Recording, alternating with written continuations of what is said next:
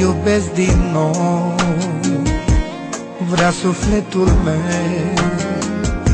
Dar pe cine ar durea de inimioara mea? Cine m-ar iubi, poate m-ar răni, să sufăr nu mai vrea, mai bine plâng și beau. Mi-e frică să mă iubesc, nu vreau să mă îndrăgostesc, poate iar greșesc dacă am să iubesc. Cel mai bine ar fi să uit, să nu mai trec prin ce-am trecut. E mai bine așa pentru viața mea, pentru viața mea. Pe cine am iubit prea mult m-a rănit, când mi-a fost de greu, asta știu doare. Am pierdut ceva, toată dragostea și odată cu ea și încrederea.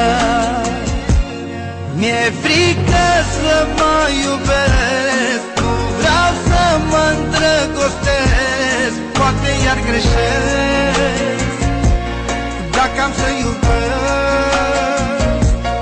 Cel mai bine ar fi să uit, să nu mai trec prin ce-am trecut. E mai bine așa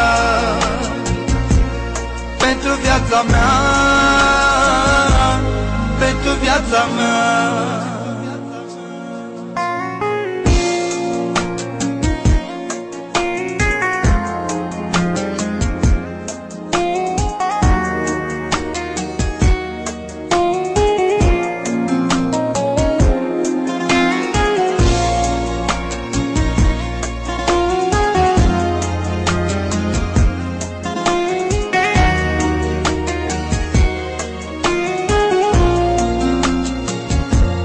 Mi-e frică să mă iubesc, nu vreau să mă îndrăgostesc, poate iar greșesc dacă am să iubesc.